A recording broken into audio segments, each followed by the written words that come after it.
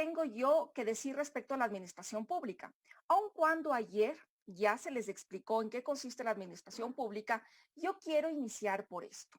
El profesor Ernesto Ginesta manifiesta que es el conjunto de entes públicos que conforman la organización administrativa de un ordenamiento jurídico determinado.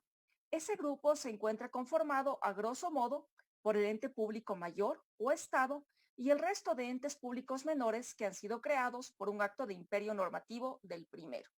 Entonces, es un conjunto de entes públicos que están totalmente organizados y el ente público mayor obviamente es el Estado. Fíjense ustedes que esta administración pública tiene que actuar de manera coordinada, ordenada, porque también aquí, en esta crisis que estamos viviendo, también es importante tomar en cuenta las competencias que tiene no solamente el Estado central, sino los gobiernos autónomos descentralizados. Acordémonos de que el derecho administrativo regula esta constante lucha entre la libertad del ciudadano y el poder del Estado. Ahora estamos todos en nuestra casa. Es una orden del Estado, es parte del poder público que nos está limitando nuestra libertad a movilizarnos tranquilamente, a hacer nuestras actividades diarias en aras de qué? De salvaguardar nuestra salud y salvaguardar el sistema de salud que puede resultar colapsado en cualquier momento. Entonces, no se preocupen que las diapositivas después yo le comparto a Andrés para que les envíe sus correos electrónicos. Ahora, la administración pública está definida en el COA y el COA manifiesta que comprende las actividades del sector público previstas en la Constitución. Precisamente por lo anterior, porque son varias entidades que ejercen la función administrativa, es que no podemos hablar de una sola administración pública, sino de varias administraciones públicas. Entonces es correcto lo que hace el COA al manifestar, siempre habla de las competencias de las administraciones públicas, los plazos para las administraciones públicas, en fin, es correcto hablar de administraciones públicas en plural. Ahora, esta administración pública ejerce sus actividades a través de lo que llamamos función administrativa. Esta se presenta como una acción encaminada a un fin. Acuérdense ustedes que toda la finalidad pública en la actividad del Estado es el bien común. Siempre el Estado va a procurar el bien común. Por eso es que limita nuestro derecho de tránsito, limita nuestra libertad de salir de nuestros hogares, porque en aras de garantizar ¿qué? Nuestra salud. Entonces, toda actividad del Estado, por cuestionable que nos parezca, tiene de por medio, tiene atrás una finalidad de orden público. Entonces, en la función administrativa se pueden distinguir tres aspectos: sustanciales, orgánicos y procedimentales. En cuanto al aspecto sustancial, la función administrativa objetivamente es el conjunto de actividades encaminadas hacia un fin, con prescindencia del órgano o agente que la realice y se traduce en una ejecución concreta y práctica. Entonces, aquí ya tenemos una primera idea nuclear. Es un conjunto de actividades y no importa de quién provenga. Con que exista la competencia y la potestad de hacerlo es suficiente. La función administrativa, bajo esta perspectiva, puede consistir en el dictado de normas jurídicas generales, los reglamentos, la expedición de los actos administrativos, la ejecución de hechos administrativos, la certificación de hechos jurídicamente relevantes a petición de partes, registros, certificaciones. También puede consistir en constitución, modificación y extinción de relaciones entre particulares, como inscripciones en registros públicos, consultas, dictámenes, pareceres, suscripción de contratos públicos. Entonces, todo lo que ya hemos visto referente al acto administrativo es parte de la función administrativa. Ahora, la actividad teleológica del Estado se manifiesta a través de la intervención, el fomento y el servicio público. Fíjense ustedes, aquí hay una imagen de lo que tiene que ver con la intervención. Dentro de la intervención está, lo primero, la seguridad pública. Después también tenemos el tema de la defensa del orden. En este momento hay que salvaguardar el orden del tema de salir a las compras, el orden en los mercados. Esa también es parte de la actividad de intervención. Y finalmente quiero quedarme en lo que me pidieron para esta charla, que es el tema de la actividad de policía. Esta actividad de policía no es el policía, no es nuestros distinguidos policías que ahora están velando por nuestra seguridad en las calles, que están vigilando que no salgamos de nuestros domicilios, que cumplamos el toque de queda, que respetemos la restricción vehicular. No son esos policías. Es una especie, es una figura con la que nació el derecho administrativo, cuyo objeto fundamental es el mantenimiento del orden y la seguridad pública. También se conoce como actividad de limitación, ya que restringe la actividad, los derechos y en general la actividad de los particulares. Ahora, ¿cuáles son las características de la policía administrativa? El profesor José Steve Pardo manifiesta que se trata de la administración encaminada al mantenimiento del orden público o al restablecimiento del mismo en el caso de que haya sido alterado. La noción de orden público, que opera como referencia finalista de la policía, se expande a ámbitos diversos, como son fundamentalmente el mantenimiento de la seguridad, y aquí hablamos ya de un orden público económico. Vamos viendo cómo el concepto de policía, este concepto de intervención del Estado, va resultando eh, va resultando insuficiente para la cantidad de actividad que tiene la administración pública. Además, el poder de policía se desarrolla mediante el empleo de una serie de fórmulas y técnicas jurídicas, como son las autorizaciones, las sanciones, las órdenes, las prohibiciones, las inspecciones. Entonces, fíjense ustedes que a la larga, la actividad de la policía administrativa se traduce en la actividad que normalmente conocemos como acto administrativo. Entonces, usted para realizar alguna actividad necesita una autorización. Este salvoconducto que necesitamos si es que somos dueños de establecimientos o distribuidores de productos esenciales para salvaguardarnos, para sobrellevarnos en el tema de la cuarentena, se trata de un acto administrativo, es una expresión de voluntad de la administración pública. Y si usted no tiene esa autorización a salir de la calle, si salimos este rato, que son las 5:26 de la tarde, simplemente nos sancionarían, ¿ya? Entonces, es todo el régimen de autorizaciones, de prohibiciones, de permisos y la consecuente sanción administrativa, que siempre viene en forma de acto administrativo, obviamente, porque es una expresión de voluntad de la administración. Con estas fórmulas se pretende evitar o rechazar los peligros que pudieran alterar el orden público. Ahora, tenemos la siguiente actividad, que es la actividad de fomento. En esta actividad, el Estado tiene una posición mucho más propositiva. Es una actividad que nos ayuda mucho más en nuestra vida diaria. No es como la de policía o de intervención que solamente llega hasta cierto momento. En el tema de fomento, el objetivo, como su nombre lo indica, es orientar, fomentar, incentivar la actividad de los particulares para que se cumplan ciertos objetivos. Y la actividad de fomento, ustedes van a ver que va a ser sumamente importante que se cumpla después de esta cuarentena, porque tenemos que fomentar el empleo público, tenemos que fomentar que nuestras industrias nacionales salgan a flote. Vean ustedes cómo están de golpeadas las florícolas, las camaroneras, en general empresas que hacen exportación, las bananeras, me imagino también. Entonces, lo que vamos a tratar de hacer es el Estado aquí se porta mucho más propositivo, interviene más en la vida de los ciudadanos, ¿ya? Se trata de la promoción y estímulo de la actividad de los particulares. ¿Qué pretende el Estado con la actividad de fomento? Orientar la actividad de los particulares hacia objetivos que se consideren de interés público. Tenemos nosotros el plan anual del buen vivir o el plan nacional de desarrollo.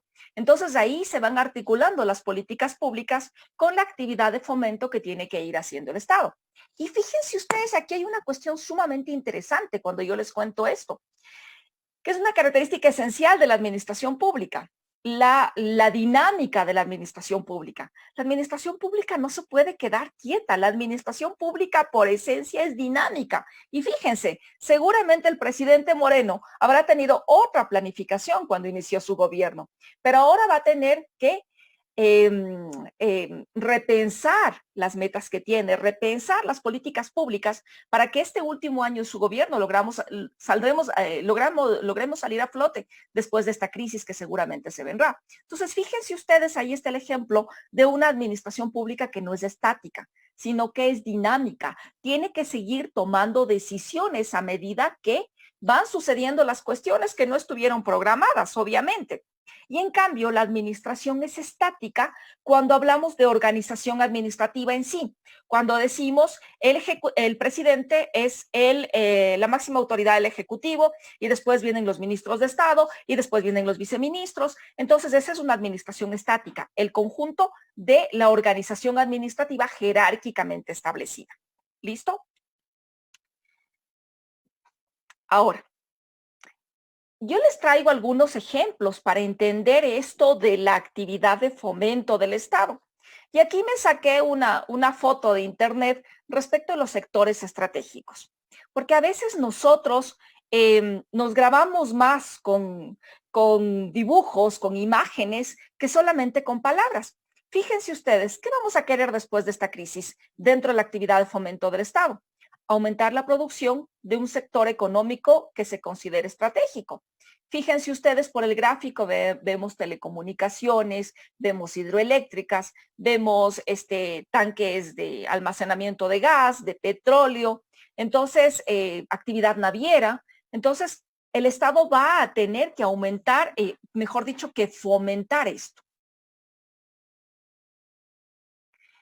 Por ejemplo, otro ejemplo de actividad de fomento, aumentar las ventas en un sector que se considere necesario. Por ejemplo, las camaroneras sufrieron un golpe sumamente fuerte desde la misma crisis. Imagínense ustedes ahora cómo estará de golpeada la situación de las camaroneras.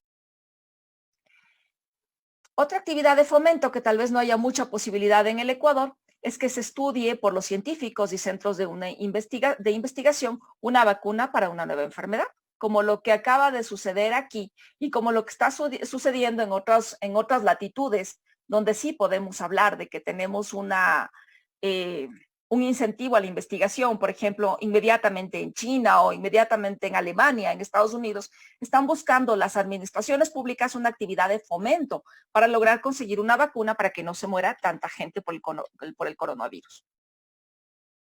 También fíjense ustedes que este ejemplo lo encontré en Dromi y Dromi decía que tal vez también una actividad de fomento sea que se produzca, que se conozca un nuevo género de folclore popular. Yo puse una fotografía de baile, pero el folclore popular puede ser un dialecto, un baile, alguna característica cultural que no haya sido descubierta y obviamente el Estado tiene que intervenir con recursos para que se haga esa investigación. Ahora, la siguiente arista que tenemos dentro de la actividad del Estado es el servicio público. Aquí ustedes en este gráfico van a encontrar una estación de gasolina, la luz, el agua, el tema de la recolección de basura, que no se ha parado para nada en esta temporada, servicios de ambulancias, de patrullajes de policía, en fin, todo eso está dentro de lo que es una actividad del Estado y que tal vez es por la que más le conocemos. Porque cuando ustedes prenden la luz, acuérdense que es una actividad del Estado. Cuando uno abre la llave del agua, es una actividad del Estado. Entonces, de ahí me sigo atando al tema de la ubicuidad del derecho administrativo. Esto de que está presente constantemente en todas nuestras actividades diarias y nosotros prácticamente la tenemos, pero como una cosa normal. Imagínense ustedes lo que está ocurriendo. El ejemplo clásico que nos pone la doctrina es que el Estado está siempre presente en nuestras vidas desde que nacemos, porque el rato que nacemos tienen que llevarnos inmediatamente el registro civil para que con el certificado de nacidos vivos nos registren de que nacimos, las condiciones en las que nacimos vivos, hombre o mujer, lo que quiera que sea. Y después, fíjense ustedes ahora todo el transcurso de la vida que usted tiene que acceder al Sistema Nacional de Salud y ahora que se ha vuelto tan problemática una actividad del Estado que parecía que no era importante, que no le dábamos mayor trascendencia. El tema de los certificados de defunción, que sigue siendo una actividad del Estado porque el Estado está obligado a registrar quién fallece y por qué fallece. Entonces, los números deberían cuadrar perfectamente con el registro civil en cuanto a las personas que lamentablemente han fallecido en esta catástrofe. Es parte de la actividad del Estado. Ahora, los servicios públicos forman parte de lo que conocemos como funciones públicas. Según el profesor Roberto Dromi, el servicio público trata de las prestaciones públicas o cometidos estatales que explicitan las funciones o fines del Estado de ejecución per se o por terceros bajo la regulación y fiscalización estatales.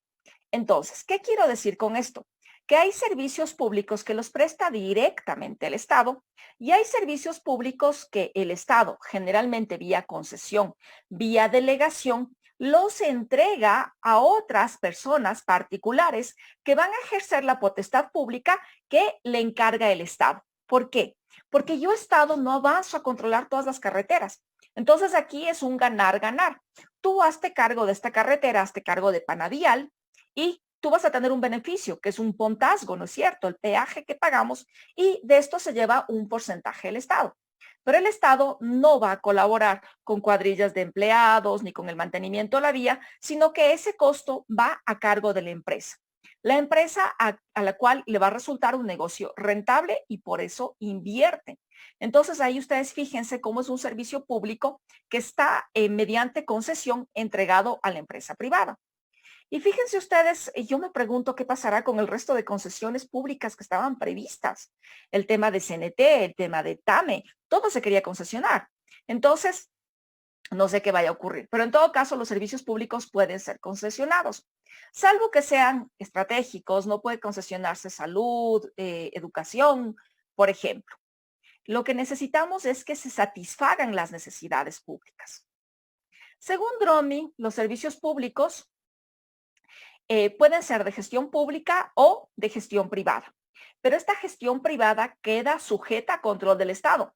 No es que yo le doy a la compañía XX para que maneje la carretera y yo, Estado, no le hago ningún control, sino que como son buenas gentes, les voy a entregar la carretera, eh, cualquier carretera del país y les dejo ahí. Siempre va a haber una intervención del Estado aquí. El Estado tiene que controlar el tema de la concesión. Existen servicios UTI Universo y UTI Singoli, según tengan destinatarios a la comunidad o administrados concretos. Y lo más común que conocemos que son los servicios públicos propios e impropios, según lo preste el Estado o alguna persona privada mediante autorización, permiso o en general habilitación estatal. Ahora, eh, me quiero detener solamente en dos principios que son indispensables dentro del servicio público.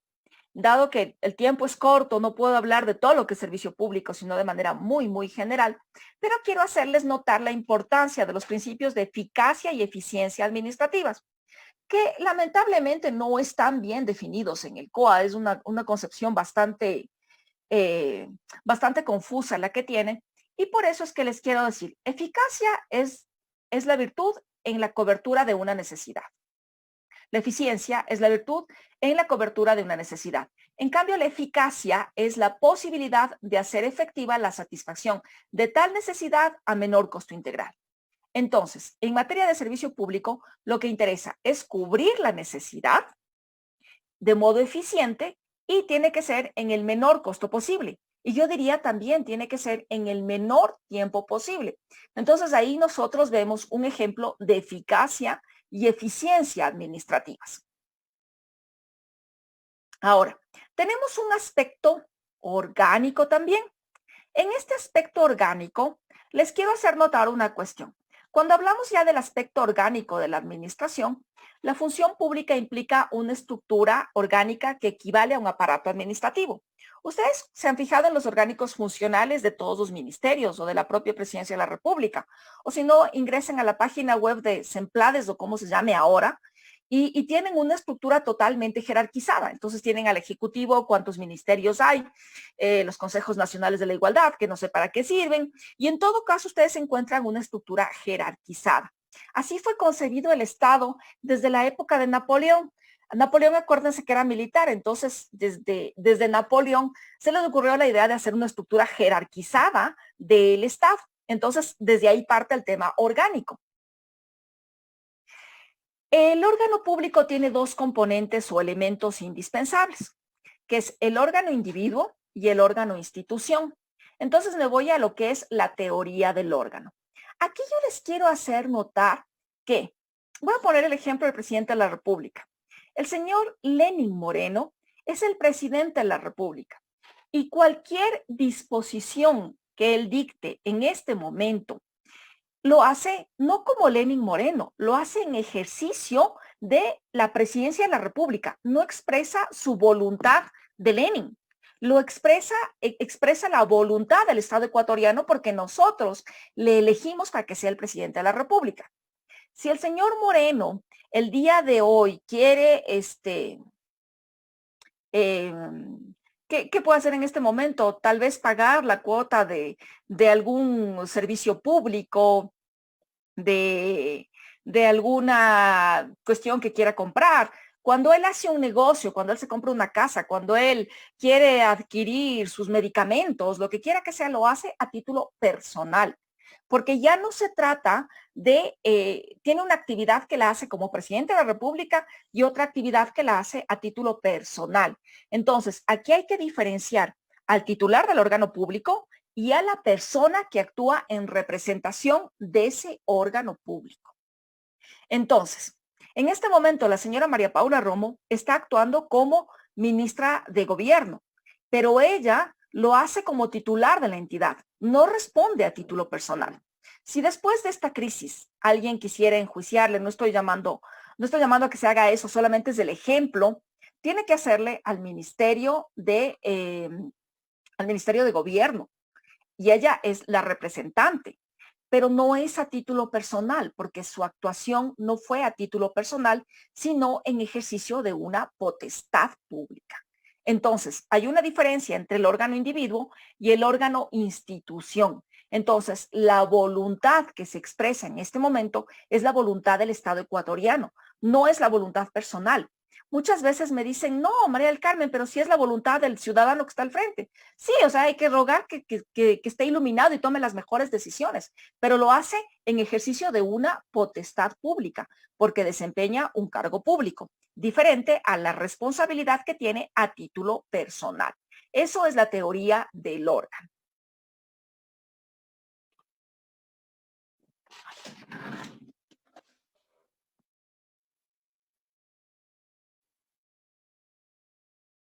Ahora, en cuanto a la definición de órgano público, ¿qué es esto del órgano público? Es la unidad de organización, es la unidad básica de organización de las administraciones públicas. Sus competencias nacen de la ley y las ejercen los servidores públicos de conformidad con las normas o instrumentos que regulan su organización y funcionamiento. Aquí es sumamente importante tomar en cuenta que el COA ya define lo que es un órgano público. Entonces ya va tomando en cuenta la estructura jerarquizada y orgánica del Estado. Y también hace hincapié en el tema de que se debe actuar con competencia. Ahora, el órgano público tiene administraciones públicas que se encuentran estructuradas internamente, por ejemplo, los ministerios, los viceministerios, las direcciones generales, departamentos, secciones, cada una tiene una tarea encomendada y hay una persona que tiene que estar a cargo para que se responsabilice de esa actividad.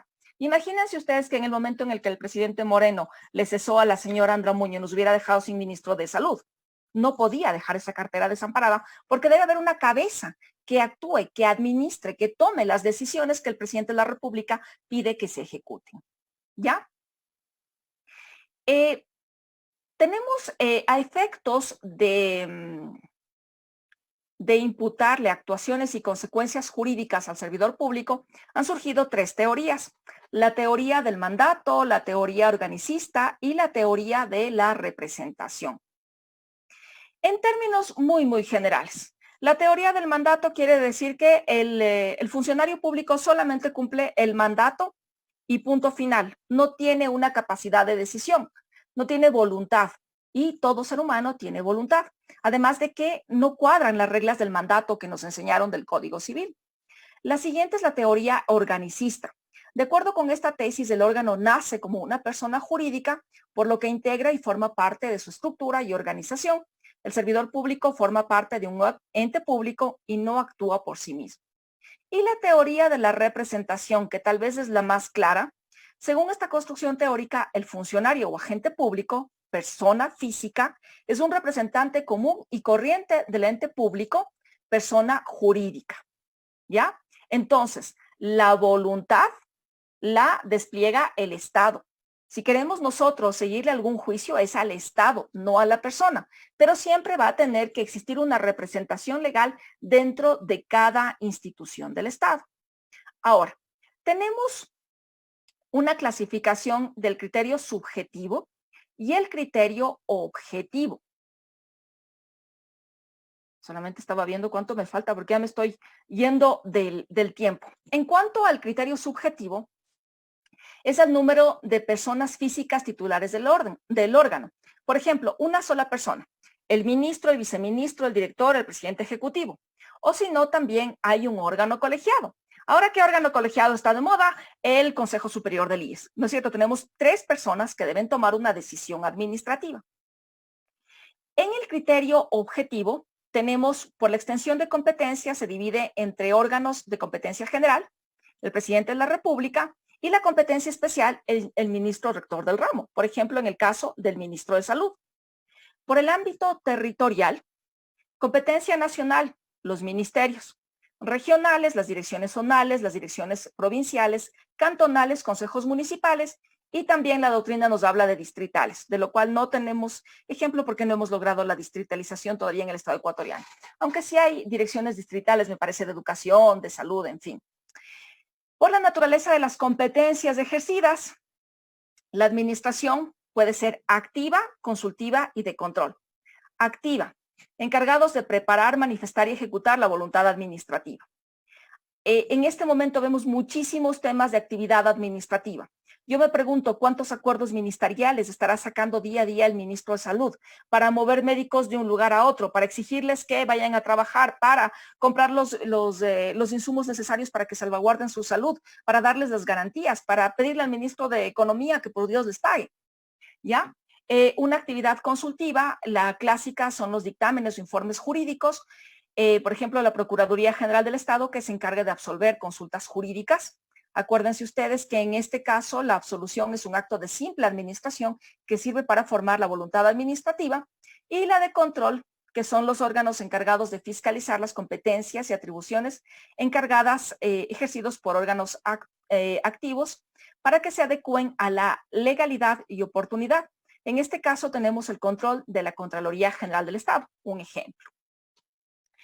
Ahora, por la eficacia de los actos que dictan los órganos, se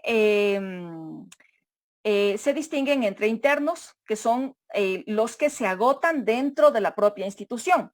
No sabemos qué es lo que está pasando en el Ministerio de Salud. No sabemos con los cambios administrativos, las disposiciones de que se vayan de un lugar a otro. O en la Policía Nacional, sé que están ya trabajando por turnos. Entonces, esa es una decisión interna de la administración. Pero también hay una expresión de voluntad externa respecto a los ciudadanos. Cuando el policía pasa por la patrulla fuera de su casa y le dice que por favor son las 2 de la tarde, que se meta a su casa, que ya termine el partido de fútbol, que salga de la cancha de vóley, porque no podemos estar afuera. Entonces, hay una actividad interna y externa. Finalmente, Andrés me pidió que baile con la más fea, que son los derechos subjetivos y los intereses legítimos. Me queda muy poco tiempo, pero en términos generales, encontré esta definición: Según Ginesta, se los define como el poder fundado en un título específico, en la Constitución, en la ley, el reglamento, en contrato, un acto o hecho unilateral de un tercero que habilita a su titular para exigirle a uno o varios, otro administrado u otra administración pública en beneficio de su propio interés, una determinada actuación o conducta. ¿Ya? Entonces, se generan derechos subjetivos cuando me dan la autorización, cuando me dan el permiso, o inclusive cuando me sancionan es un derecho subjetivo desfavorable, ¿no es cierto? Porque me están afectando a mí. Entonces, ahí están los derechos subjetivos respecto de las personas cuando se expresa la voluntad estatal. ¿Qué quiere decir esto del interés legítimo? El interés legítimo nació con el Consejo de Estado francés, sobre todo porque se tomaba en cuenta que las actuaciones administrativas pueden ser respecto de María del Carmen Jácome, pero colateralmente le pueden estar afectando a Andrés Moreta. Entonces, como Andrés Moreta no es el titular del derecho subjetivo, va a estar fregado porque ese acto administrativo me lo dictaron a mí como María del Carmen Jácome. Entonces, lo que dijo el Consejo de Estado francés es el interés legítimo está para que Andrés también pueda demandar al Estado, porque tiene derechos que como coletazo le fueron también vulnerados a él. Entonces, este es un derecho reaccional, dice Ginesta. Habilita a cualquier administrado que haya sufrido un daño en su esfera patrimonial o extrapatrimonial como consecuencia de una conducta ilícita de la administración de reaccionar contra el menoscabo sufrido para eliminarlo, imponiéndole a la administración autora del mismo las conductas requeridas para lograr ese propósito.